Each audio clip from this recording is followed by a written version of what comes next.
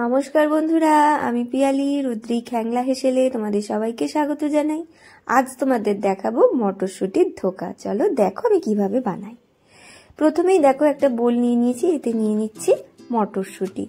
মটরশুঁটিগুলোকে আমি ভালো করে একটা মিহি পেস্ট বানিয়ে নেব। দেখো পেস্ট করা আমার হয়ে গেছে। এবারে দেখো মটরশুঁটির মধ্যে আমি দিয়ে দিচ্ছি বেসন, আর দিয়ে দেবো এতে নুন, হলুদের গুঁড়ো, লঙ্কার গুঁড়ো, চিনি, ধনের গুঁড়ো, জিরের গুঁড়ো দিয়ে আমি ভালো করে মেখে নেব।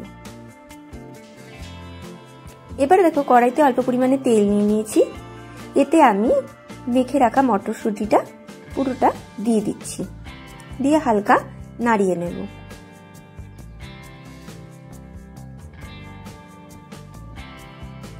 ভালো করে নাড়িয়ে নিতে হবে যতক্ষণ না মটরশুঁটির ভিতরে যতটা জল আছে ততটা শুকিয়ে যায়, এরকম হয়ে যাবে। আর লাস্টে যখন হয়ে যাবে পুরোটাই দেখবে কড়ার গা থেকে আলগা হয়ে যাচ্ছে।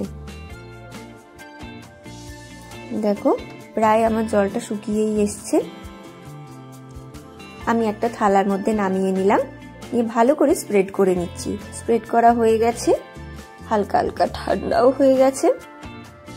এবারে আমি ছুরির সাহায্যে ধোকার আকারে কেটে নেব, চৌকো চৌকো করে আমি কেটে নেব। কাটা হয়ে গেছে। এবারে ওই চৌকো পিসগুলোকে তেলে ভালো করে ভেজে নিতে হবে। লাল লাল করে ভেজে নিতে হবে, লো টু মিডিয়াম আছে। হাই ফ্লেম করলে কিন্তু ওপরটা পুড়ে যাবে, ভেতরটা হবে না। দেখো হালকা হালকা লাল রং এসে গেছে, ভাজাও হয়ে গেছে। এবার আমি ধোকার পিসগুলোকে তুলে নিচ্ছি। ওই তেলেতেই আমি ভেজে নেব। দেখো ডুমো করে আলু কেটে রেখেছিলাম, সেই আলুর টুকরোগুলোকে ভেজে নিচ্ছি। এতে দিয়ে দেবো অল্প পরিমাণে নুন আর হলুদের গুঁড়ো, দিয়ে ভালো করে ভেজে নেব লাল করে। ভাজাটা হয়ে গেছে আলু, এবার আমি আলুগুলোকে তুলে নেব।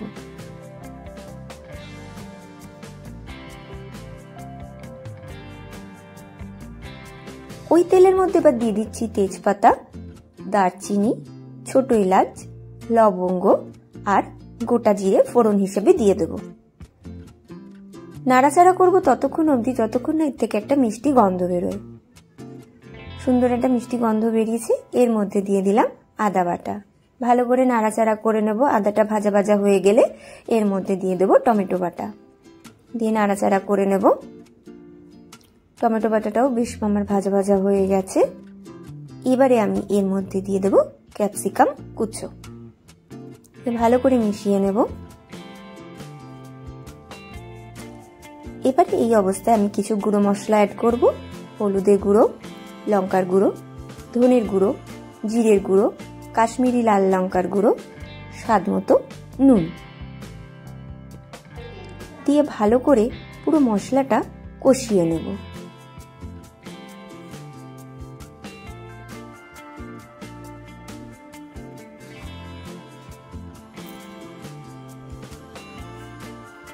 ভালো করে কষিয়ে নিতে হবে যতক্ষণ এর থেকে তেলটা রিলিজ করে। দেখো কত সুন্দর তেলটা রিলিজ করেছে। এবারে আমি এতে দিয়ে দিচ্ছি ফেটানো টক দই, দিয়ে ভালো করে নাড়াচাড়া করে নেব। আর এতে দিয়ে দেব একটু মশলা ধোয়া জল, যাতে তলায় লেগে না যায় বা মশলাটা পুড়ে না যায়। ভালো করে মিশিয়ে নিচ্ছি। দেখো মেশানো হয়ে গেছে আর আমার তেলটাও রিলিজ করে গেছে। এই অবস্থায় আমি দিয়ে দেবো এর মধ্যে ভেজে রাখা আলুর টুকরো, দিয়ে ভালো করে আমি নাড়াচাড়া করে নেব। আরো একবার নাড়াচাড়া করে নিয়েছি আর দিয়ে দেবো এবার এখানে পরিমাণ মতন জল, যাতে আলুটা ভালো করে সিদ্ধ হয়ে যায়। আমি চাপা দিয়ে খানিকক্ষণের জন্য হতে দেব। খানিকক্ষণ পর এসে গেছি, আমার তো ঝোলটাও ভালো মতন ফুটে উঠেছে। আলুটাও সিদ্ধই হয়ে গেছে। এবারে আমি এর মধ্যে দিয়ে দেব ভেজে রাখা ধোকার টুকরোগুলো। ভেজে রাখা মটরশুঁটি ধোকার টুকরোগুলো আমি দিয়ে দিলাম। দিয়ে একটু হালকা হাতে নাড়িয়ে দেবো যাতে ধোকাগুলো গ্রেভির মধ্যে ভালো করে ডুবে যায় আর এর মধ্যে যাতে ভালো করে ঝোলটা ঢোকে। সবার শেষে দিয়ে দেবো দেখো শাহি গরম মশলার গুঁড়ো, দিয়ে একটু হালকা নাড়াচাড়া করে নেব। আর সবার শেষে দিয়ে দেবো ধনেপাতা কুচি। যেহেতু শীতের সময় ধনেপাতার কিন্তু গন্ধটা এটাতে কিন্তু দারুণ যায়। একটু চাপা দিয়ে হতে দেব। হয়ে গেছে আমার মটরশুঁটির ধোকার রেসিপিটা। তোমরা কিন্তু অবশ্যই জানাবে আমাকে যে আমার এই রেসিপিটা তোমাদের কেমন লেগেছে। এটা কিন্তু গরম গরম ভাতের সাথে দারুণ লাগে। তোমরা অবশ্যই বাড়িতে এটা ট্রাই করো আর আমাকে কমেন্টে অবশ্যই জানাবে, লাইক করবে, শেয়ার করবে। আজকের জন্য এটুকুই রাখলাম। টাটা।